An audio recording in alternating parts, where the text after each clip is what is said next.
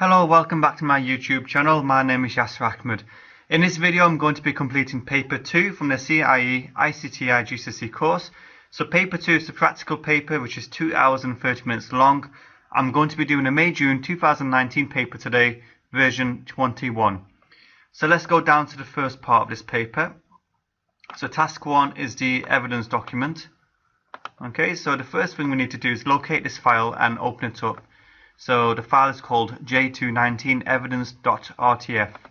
So if we go to my source folder, let's have a look. Yep, so J219 evidence.rtf. And once we open up the evidence document, you need to make sure your name, center number and candidate number will appear on every page of this document. So in this example, for center number I'll use 5, 6, 7, 8, and then for candidate number I will use 1, 2, 3 and 4. Okay, so I'm going to include that in my header. So here's the evidence document. As you can see, it's blank right now. We are going to be placing either print screens or answers to questions we may be asked at some point. So let's insert a header. So let's click on insert, and I always select a header which gives us 3 options, 3 columns. So let's include my name first. Center number, I said we're going to be using 5, 6, 7, 8. Obviously in the exam you have to use your own details. 1, 2, 3, 4 for my candidate details. I'm placing it in the header. If I go to the print preview, hopefully the details should appear on every page. Well, there's only one page, but yeah, that's fine. Okay, let's see what else we have to do. Save this document into your work area as J219 evidence, followed by a candidate number. So for example, J219 evidence, and then I'm going to include 1, 2, 3 and 4. Okay, so if we go to file, save as, let's include my candidate number 1, 2, 3 and 4, and always save as a Word document file. Okay, into our source folder. Yep, source files June 2019, and we can press save. Okay, done. So as mentioned, you will need to place screenshots and answers to questions in this evidence document. Okay, let's now move on to task 2, which is document production. So let's highlight this. So you're going to be editing a report. Okay, let me just check. The company uses a house style for all their documents. Paragraph styles must be created and applied to the report as instructed. Okay, that's fine. That's just generic information for you. So again, we're going to have to go back to the source folder and open up this file here. So J219 literacy.rtf. Okay, so let me find that file, J219. Here we go. Let's double click. Enable editing. Okay, so we've got 3 pages of information. So the page setup is set to A4 landscape orientation with 2 cm margins. Do not make any changes to these settings. Okay, that's fine, so we don't need to do anything there. Save the document into your work area in the format of the software you're using with the file name fact sheet. Okay, so let's copy this. So file, save as, let's type the name in, and we want to save it as a Word document into the same source folder. Double check as you're saving it as a Word document and press save. Okay, done. And you can see the file name up here, and the format also is in the same format as a Word document or Microsoft Word. Right, so that's that done, and we come to the first evidence. So evidence 1, place in your evidence document a screenshot to show this file has been saved. Make sure there is evidence of the file type. So to take this evidence, we will go to our source folder, and where's fact sheet? Yeah, and here you can also see the type of file. Okay, so let me take a print screen. As said in previous videos, if you want to use a snipping tool, you can do. It's up to you what method you prefer to take screenshots. Right, I'm just going to continue using this method since I've been doing this since day 1. Right. Once you've cropped it, increase your print screen and you can see the file name. and a type here, and it's clearly shown. Let's save the evidence document and let's move forward. So question 2, we're going to be placing some information in the header. So before I continue, let me insert my header. So if we go to insert header, again, always go with the option that gives you 3 columns. Okay, let's go to the question. So your name, center number and candidate number left line. Okay, so remember, for center number I'll use 5, 6, 7, 8. For candidate number I'll use 1, 2, 3, 4. So make sure you include that information in the order shown in the question paper. So my name, center number, candidate number. Okay, anything else? Automated page numbers right aligned. So if I click on this box here, then go to page numbers, current position, and select this option here. So we've got the page numbers here, and we have nothing in the middle, so let's delete this option here. Close header and footer, and if you go down, you can see the page numbers are changing. The name is still appearing in the header. Right, so that's the header done. Okay, so now we're going to be inserting a footer, so place an automated date field right aligned in the footer to display today's date. So insert again, footer, go for the 3 columns again. So automated date field right aligned to display today's date. So if I click on this box here, and I want to find quick parts now to insert the date field. Yep, so you can see quick parts is here, field and date. And is it asking for a specific format? No, it's not, so we can just select this format here and we can press OK. And I don't think there's anything else in the footer. Let me double check. Yep. So what this means, no other text or placeholders are included, is to get rid of these boxes here. So we don't need to include these boxes, so we can just best delete actually. Get rid of these. Get rid of these. Close the header and footer. And if you want to check to see if the header and footer are appearing on each page, you can go to print preview. So name, page number, date. Yeah, I can see the details are appearing. Let's save the changes, and we can highlight this part as complete now.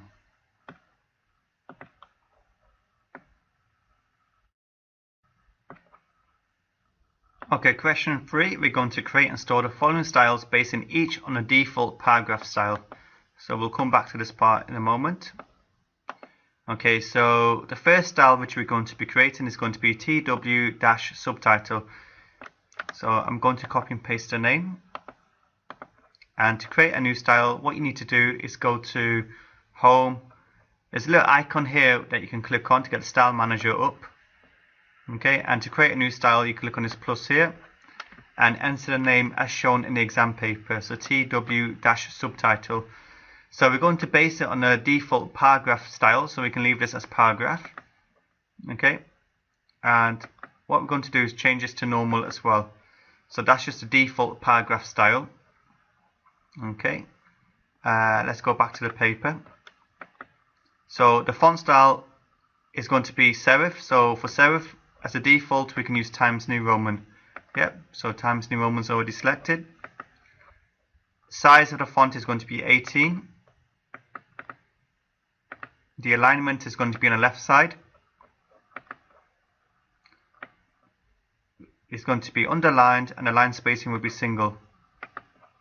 So underline, okay, and single line spacing. We can have increase the line spacing by clicking on this option here. So this is 1.5. This is double line spacing. Just increases the spaces between the lines, but we want to have single line spacing. Okay, and we're not going to have any space before or after.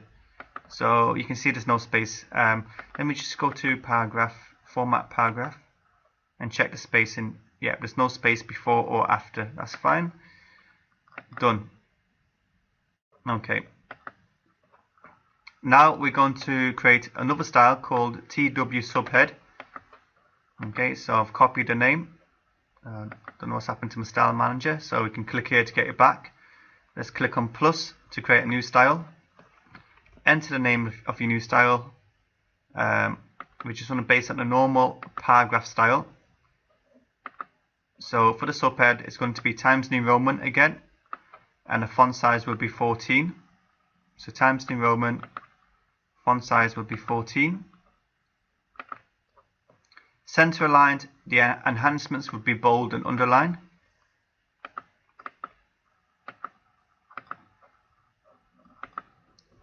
Single line spacing, and we're going to have 6-point spacing after. So yep, single line spacing has been selected. If you go to format, paragraph, we want 6-point space after. Okay, so let's press OK, and then OK, and we're done. Now we're going to create the T body text style. So this is for the main part of your text. Okay, so click on the plus icon. So style is just going to be based on normal paragraph style.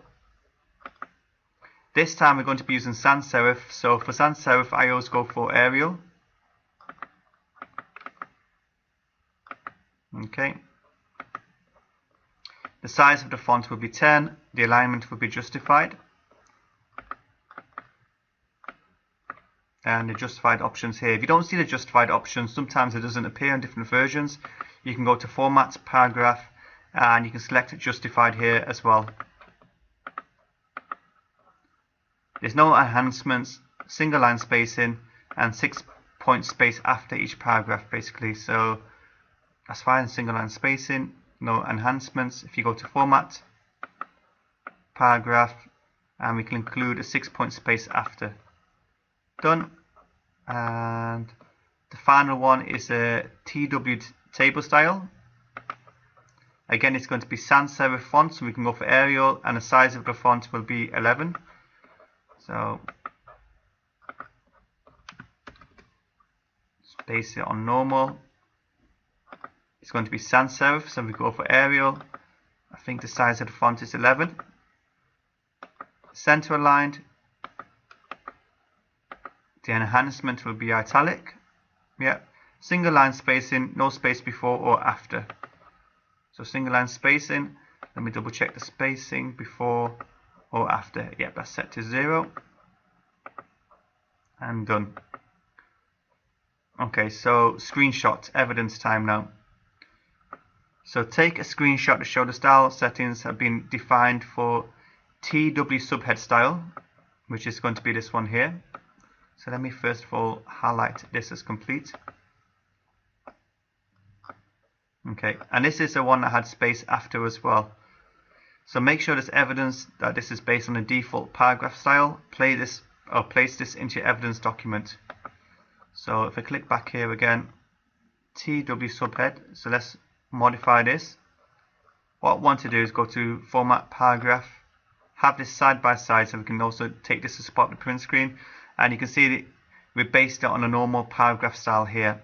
So let me take a print screen.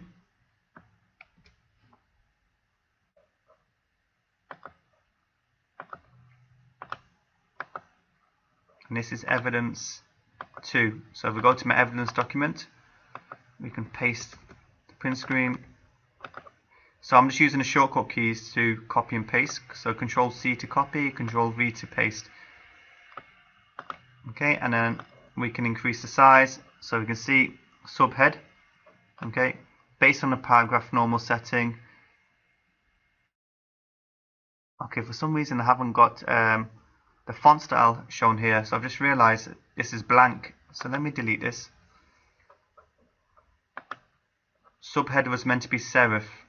I don't know how I've missed that. So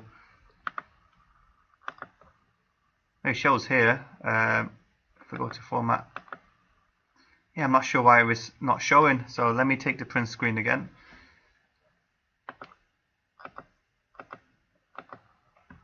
And paste it in. Yeah, we can see Times New Roman's in there.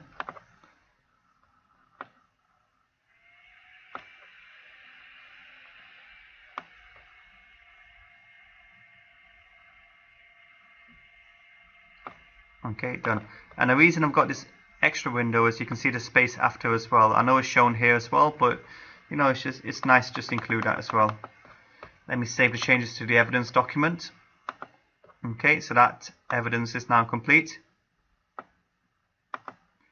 So question 4. The style name TW title has already been created, stored and applied to the title text. Modify the TW title style so only the following formatting is applied. So let's open up this one, which has already been created. Modify. Yeah, and what do we need to modify it to? So the font style is going to be serif. So for serif we can go for Times New Roman.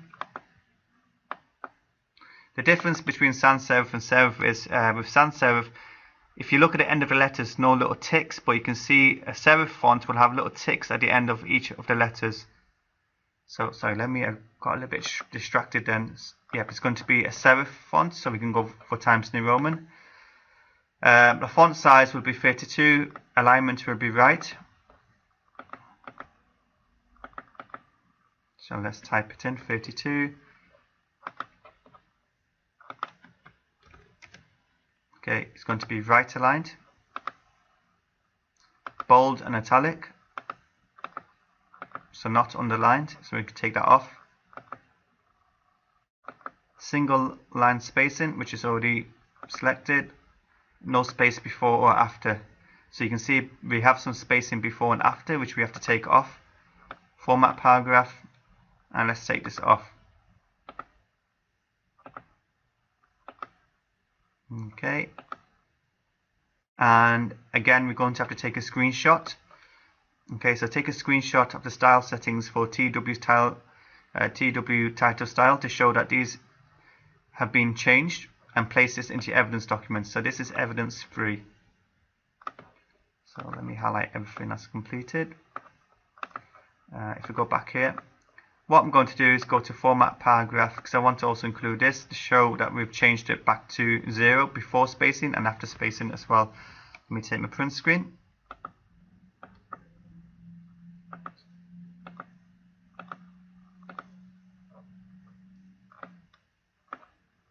So if this is it evidence 3? Yeah, evidence 3. If it doesn't fit, yeah, we may need to go to the next page, but let's see. Crop out the parts which I don't need. But with any print screen you do, make sure you increase the size as much as possible so it's nice and clear for the examiner to see what you've done. So what I'm going to do, I'm going to move this to the next page, so I'll press Ctrl Enter, because I want to have a nice clear print screen. So here we can see, let's double check, a serif font 32 right aligned. Yeah.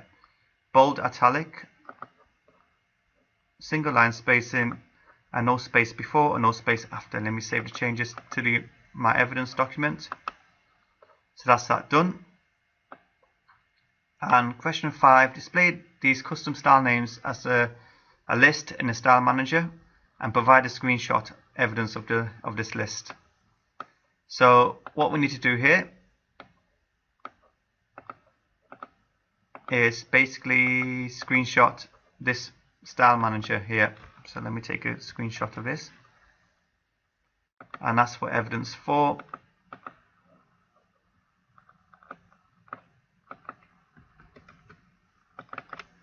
And again, you can crop off any parts which are not necessary and resize so it's nice and clear for the examiner to see. Yeah, that's nice and clear. Like I said, save the changes. Let's save the changes to our Word document. And let's now move on to question 6.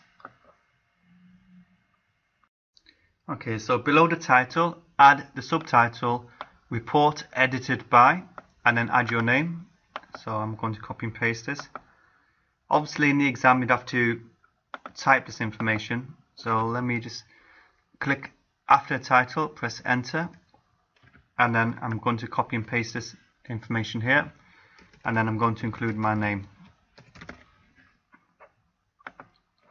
Okay, that's that done. Apply the TW subtitle style to this text. So let me highlight this. TW subtitle. Okay, and before we continue, let me check if it should be left aligned and a serif font. Yeah, serif 18 left line underlined. So that looks fine to me. Okay, just before I continue, I've noticed my title style has not been applied. So it should be TW title. If you go back and have a look at the question paper, it did say the style that's been created has already been applied. But for some reason the formatting's come off. So let me apply it again. Yeah, and let me double check to see if it should be right aligned. Yeah, 32 right serif. Yeah, looks fine to me. Yeah, so always double check as you're going along. If there's something that doesn't look right, just go back and check the question paper. So now we're ready to move on to question 8. So apply the TW body style to the rest of the document. So we're going to start from here. We're going to highlight all of the text, and what I'm going to do is I'm going to clear any formatting previously applied and then click on TW body. Okay, let me just put this to the side, see if I can, yeah, that's better. Right, and double check if all of the text has, or the text style formatting has been applied to all of the text. Yes, it all looks the same to me. So let me double check. It should be a sans serif font. Justified 10, yeah. And it's a 6-point space after each paragraph, yeah. That looks fine to me. Okay.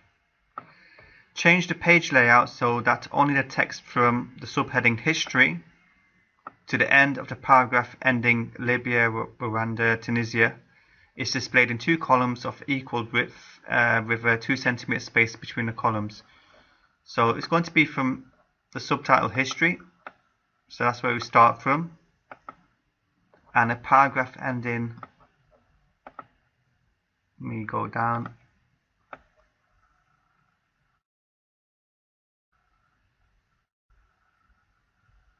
okay, so up to here. Okay, so it looks like we're going to be formatting these 2 as columns. So Libya, Rwanda, Tunisia. Yeah. So let me highlight from here to history. If we go to layout, columns, I always go for the option which gives us 2 or more columns. We can type in or select 2 columns, and then what's the spacing in between the columns. So it's going to be 2 cm space between the columns. So we can increase that here. Press OK. And let's go down. Yep, that looks fine to me. Let's save the changes. And we can highlight this as complete.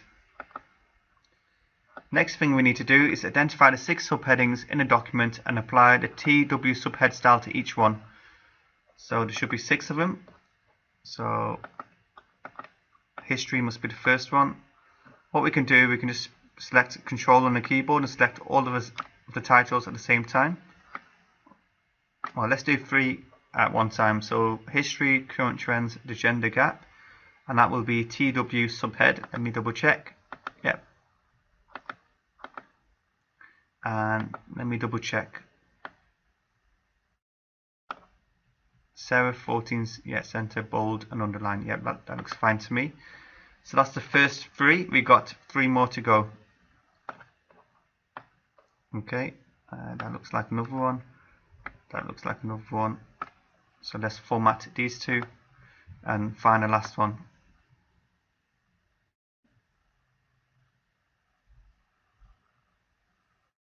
I'm trying to see where the last one is now.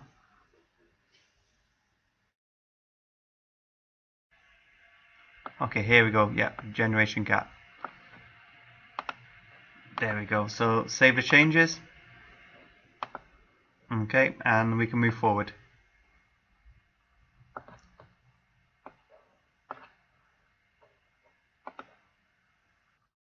Okay, question 11, we're going to be importing an image, j219gender.jpg, and placing it below the subheading, the gender gap. So let me first of all find the subheading, the gender gap. So it's going to be this subheading here, so let me click here. And the picture we're going to be inserting should be in our source folder. Yep, it's going to be this picture here. You can see it's upside down, so I think we're going to be formatting this picture in a moment. So let's see the question. So let's first of all insert the picture. So if I click on Insert, Picture, go to your source folder, double click to insert the picture. Then what we need to do is rotate the image 180 degrees. So if you double click on the picture formatting options will come up here. And what we can do, since we want to rotate it by 180 degrees, we can click rotate right 90 and then again 90, and obviously because we've done it twice, that should be now rotated 180 degrees. Okay, so that's that done. Format the image so that it's aligned to the right margin and the top of the paragraph starting. There's little or no. Yep, so it's going to be formatted to the right hand side. So what we need to do is go to wrap text and make it tight. And we need to format it to the top of the right hand side of this paragraph here. So you can see on this version of Word, I've got the green lines showing it's at the top of the paragraph and it's aligned to the end of the column as well. So that doesn't appear on all of the words, so it doesn't for me. So you just basically have to position the picture to get those lines to appear. Okay, so we're happy with that. The text wraps around the image. Yep, that's fine. Yeah, so let me highlight this.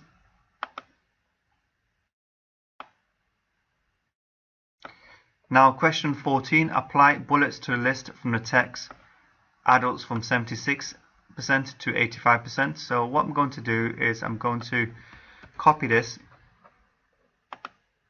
and if I press Ctrl and F on my keyboard, we can search for that information. Yep, so it's here. So adult from 76 to 85%. If you press enter, it finds it.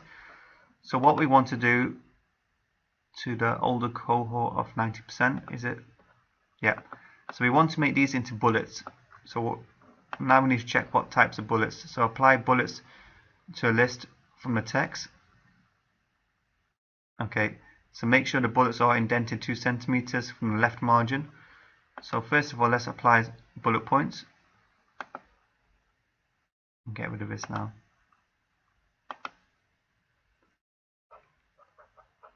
So we've got the bullet points in.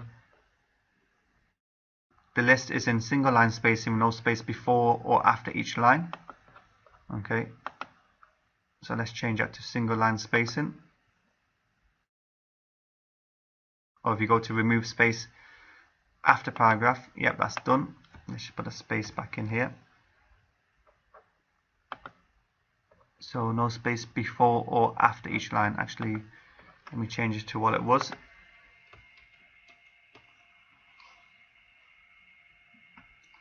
Okay, and the next thing which we need to do is indent it by 2 centimeters. So if you click here on this icon underneath paragraph settings, and we're going to indent it by 2 centimeters.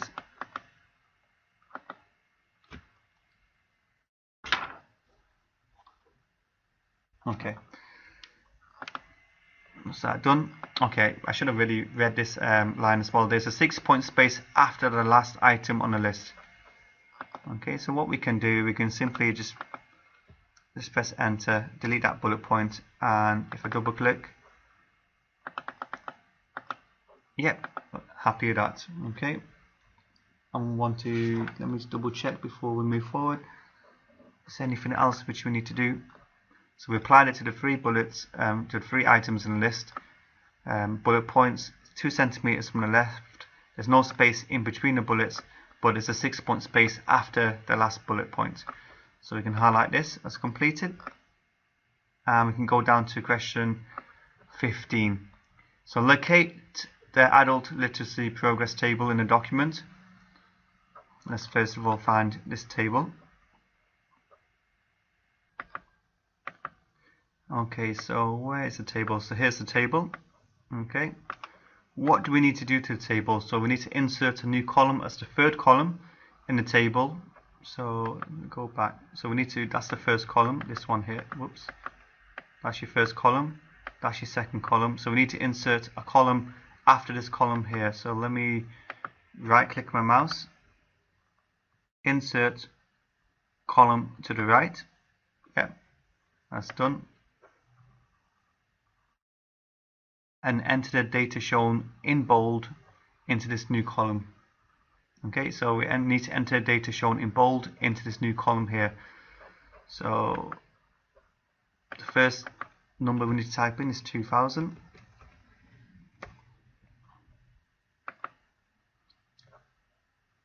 And then we have to write in these percentages. So I'm going to pause the video as I type in these percentages. Okay, so now I've entered these values, so that was a quick pause.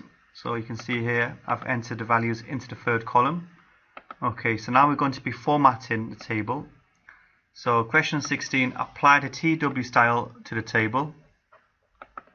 So let me highlight all of the text in the table, and then we're going to click on TW table style.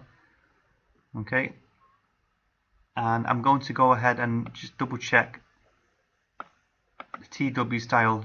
It should be italic. Let me just, yeah, sans serif 11 center and italic. Yeah, that looks fine to me. Okay, so what else do we need to do? Right, let's go down again. So make sure no text is wrapped within the table. So we can increase the column size here so it fits within the columns of the text. So we need to make sure no text is wrapped. So you can see text here has been wrapped. So I'm going to decrease these column sizes and then increase the size of the first column to ensure no text is wrapped. So that's fine now. It's slightly bigger than the actual column.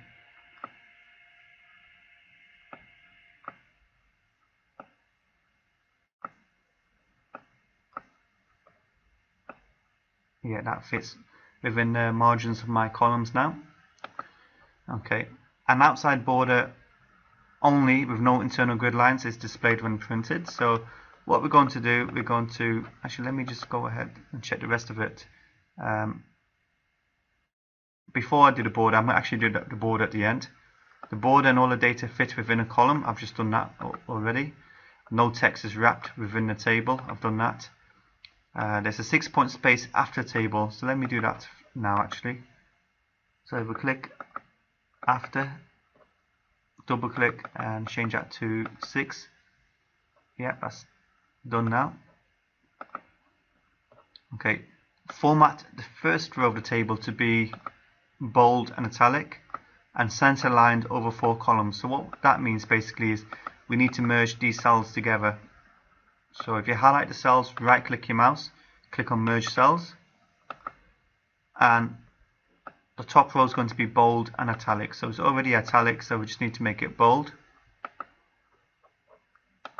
Okay, and now I'm going to apply the outside border.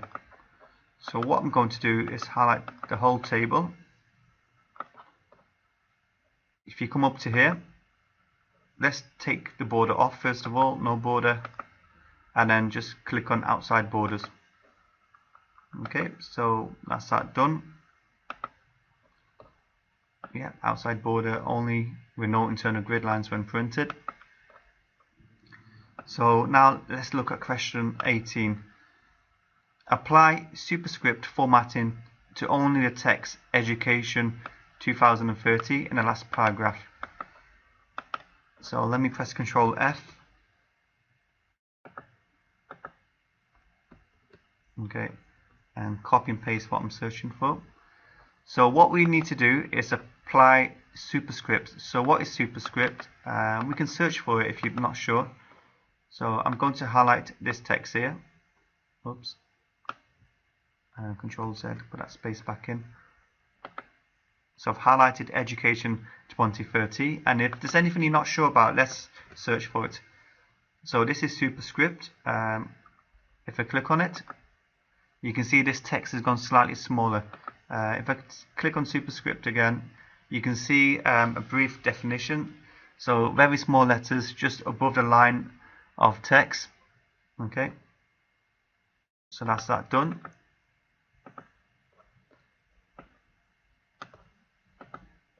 Now the final thing we need to do is spell check and proofread the document.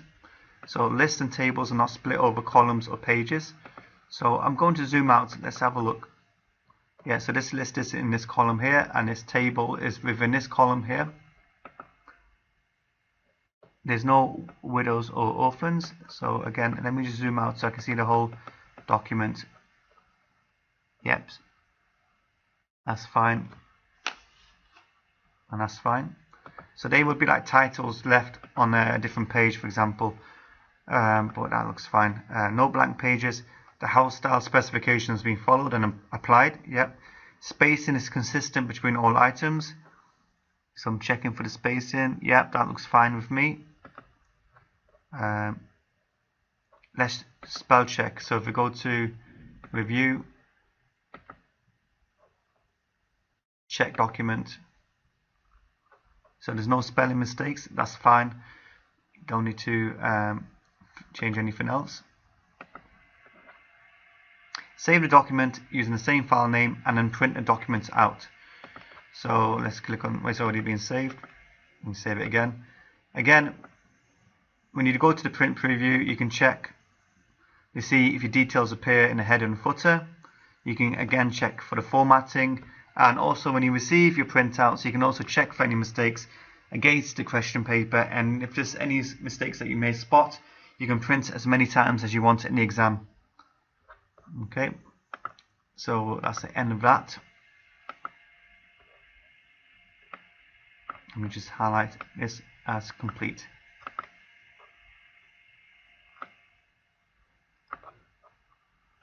Okay, the final part of this document production is this question, which we're going to be answering into the evidence document. So answer the following questions and record your answers in the evidence document. What does the file extension .csv stand for? So .csv basically means comma separated values. Outline two characteristics of a CSV file. So two characteristics could be it saves in a text format, and a comma is used to separate each piece of data. And explain one example when a CSV file would be used. So we're going to be using CSV files in the next task to import data into a database application. So let me highlight this. Okay. And if I go to my evidence document, I've already completed the answers as well. So A, CSV stands for comma separated values. It saves in a text format. Comma is used to separate each piece of data, and it can be used when importing data into a database application. So let's have a quick look at an example. So j219books.csv. What is it now?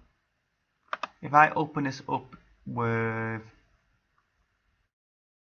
Notepad, for example, you'll see the values have been separated by commas, and it's all in a text format. Okay, so we've come to the end of the document production part of this video. I hope this video is useful. Good luck if you guys are having exams this week, or I think it's next week. Please like and share, drop your comments below, and hopefully I will be completing this paper really soon. Thanks again for your time.